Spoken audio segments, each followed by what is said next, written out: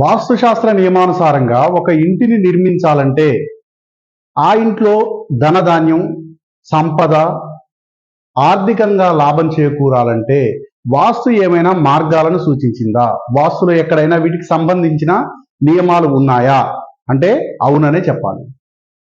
వాస్తు నియమం బేసికల్గానే వాస్తు యొక్క fundamental rule ఏంటంటే ఒక ఇల్లు నిర్మించడం ద్వారా రమ్యం, సుఖదర్శనం, భోగాఢ్యం ఈ మూడు ప్రధాన ఎసెన్స్. వాస్తు యొక్క ప్రధాన గుణాలు ఏంటంటే వాస్తు నియమానుసారంగా ఒక నిర్మాణం చేపట్టినప్పుడు ఆ నిర్మాణం రమ్యంగా ఉండాలి, సుఖదర్శనమై ఉండాలి, భోగాఢ్యాన్ని ఇవ్వగలగాలి. ఈ మూడు క్వాలిటీస్ ఉండడమే వాస్తుశాస్త్రం చెప్పింది. ఇప్పుడు వాస్తుశాస్త్రంలో ధనానికి సంబంధించిన రిలేటెడ్ విషయాలను చూడాల్సి వచ్చినప్పుడు ఒక గృహ నిర్మాణం చేయాల్సి వచ్చినప్పుడు ఏకాశీతి పదవాస్తు పద్ధతిలోనే నిర్మాణం చేపట్టాలి అని చెప్పారు. ఏకాశీతి పదవాస్తు పద్ధతిలో నిర్మాణం చేపట్టేప్పుడు మనకు ఏ ఆయాది గణితానికి లెక్క కట్టుకోవాలి, ఒక ఇంట్లో మర్మస్థానాలు ఎక్కడ నిర్దేశించబడ్డాయి, ఏ కక్షా నియోజన్ అంటే ఏ ఏ భాగాలను ఏ గదులకు వాడాలి, ఇట్లాంటి విషయాలు, ఏ రంగులను వాడాలి, ఏ గంధాన్ని వాడాలి, ఇవన్నీ కూడా చాలా పర్టికులర్గా చెప్పడం జరిగింది. ఇలాంటి సందర్భంలో ద్వారాలకు సంబంధించినటువంటి విషయాన్ని మనం చూద్దాం. ద్వారాన్ని, ఇంటికి ఉన్నటువంటి ప్రధాన ద్వారాన్ని ఎక్కడ ఉంచడం ద్వారా, ఎక్కడ ఇన్స్టాల్ చేయడం ద్వారా ఆర్థికంగా లాభం చేకూరుతుంది, ఒక ఇంటికి ధన సంపదలు వస్తాయి, సంపత్తి వనగూరుతుంది అనే విషయాలను విశ్వకర్మ ప్రకాష్, సమరాంగన్ సూత్రధార్ రెండిట్లో చెప్పడం జరిగింది. మనం ఈరోజు విశ్వకర్మ ప్రకాష్లోని చాప్టర్ 7లో 57వ శ్లోకం నుంచి 67వ శ్లోకం వరకు ఒక ఇంట్లో డోర్ ఎక్కడ పెట్టాలి అనే విషయాన్ని చెప్పడం జరిగింది. దానికి సంబంధించిన వివరాలు చూద్దాం. ప్రాథమికంగా మనం ఒక ఇంటిని నిర్మించాలన్నప్పుడు ఏకాశీతి పదవాస్తు పద్ధతిలో విభజన చేస్తాం. అంటే ఏంటంటే ఎంచుకున్న స్థలాన్ని మనం ఆయాది గణితం లెక్కగట్టిన తర్వాత ఈ ఎంచుకున్నటువంటి ఈ స్థలాన్ని 9 నిలువు వరుసలు, 9 అడ్డు వరుసలుగా అంటే 81 భాగాలుగా, ఇది ఒక భాగం, ఇది ఒక భాగం, ఇది ఒక భాగం, ఇట్లా 81 భాగాలుగా ఏర్పడతాయి. 81 అంటే సాంస్క్రిట్ లో ఏకాశీతి. ఈ 81 భాగాలను తిరిగి 45 దేవతా స్థానాలుగా విభజిస్తాం. ఈ 45 దేవతా స్థానాలలో ఈ బయట ఉన్నటువంటి ఔటర్ మోస్ట్ పెరిఫరీని పైశాచ విధి అని, ఆ తర్వాత మనుష్య విధి అని, ఆ తర్వాత దేవ విధి అని, ఆ తర్వాత బ్రహ్మ విధి అని 4 వీధులుగా విధి విన్యాసం చేస్తాం. అందులో మనం డోర్ ఎక్కడ ఇన్స్టాల్ చేస్తాం, ఎప్పుడైనా ప్రధాన ద్వారం ఎక్కడ ఉంటుంది అంటే పైశాచ విధిలో ఉంటుంది. ఈ పైశాచ విధిలో 32 దేవతా స్థానాలు చెప్పడం జరిగింది. అంటే ఈ బ్రహ్మస్థానంలో 360 డిగ్రీలు ఉంటుంది. ఈ 360 డిగ్రీలను బై 32 చేస్తే 11.25 డిగ్రీలు ఒక్కొక్క పోర్షన్ యొక్క నిడివి. ఇది 11.25 డిగ్రీలు.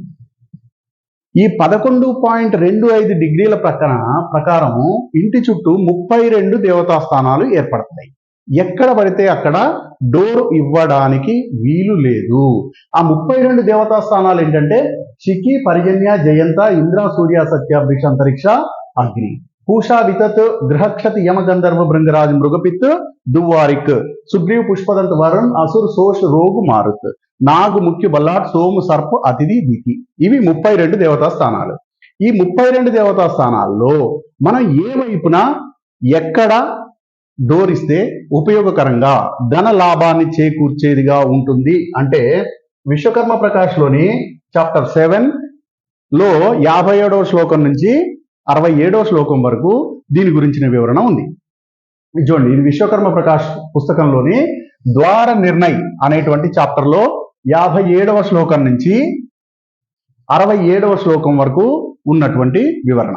దీని ప్రకారం చూడండి, ఒకవేళ తూర్పు వీధి ఉన్నటువంటి వాళ్ళు తూర్పులో ద్వారం పెట్టాలంటే శిఖి,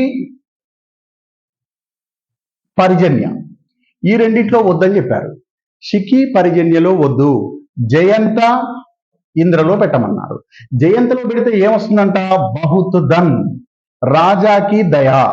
జయంతలో పెడితే బహుత్ ధన్, ఇంద్రలో పెడితే రాజాకి దయా. ఈ రెండు తూర్పులో 9 స్థానాల్లో కూడా ఏమీ పనికిరావు, ఓన్లీ జయంత, ఇంద్ర. ఇక్కడ చూడండి ఏం చెప్పిండో, మహేంద్ర కే పద్ మే ద్వార్ హో తో రాజా కే దయా హోతి హై. ఈ ద్వారం ఉండడం వల్ల రాజు యొక్క దయ దొరుకుతుంది, అంటే గవర్నమెంట్ నుంచి ఫేవర్ జరుగుతుంది అని ప్రస్తుతం ఉన్న పరిస్థితుల్లో. ఇక్కడ ఉన్నట్టయితే బహుత్ ధన్, అధిక మొత్తంలో ధనం వనగూరుతుంది. తూర్పులో మిగతా అన్ని కూడా వేస్ట్. ఇక్కడ ఉన్నటువంటి ఈ నార్త్ 0 డిగ్రీస్ అనుకొని మనం లెక్క చేస్తున్నాం. ఇది తిరిగిపోయినటువంటి డిగ్రీలు, ప్లాట్ యొక్క పొడవు వెడల్పుల నిష్పత్తిని ఆధారంగా చేసుకొని మనం ఎక్కడ డోర్ ఇస్తున్నాము అనే దాన్ని లెక్క కట్టుకోవాలి.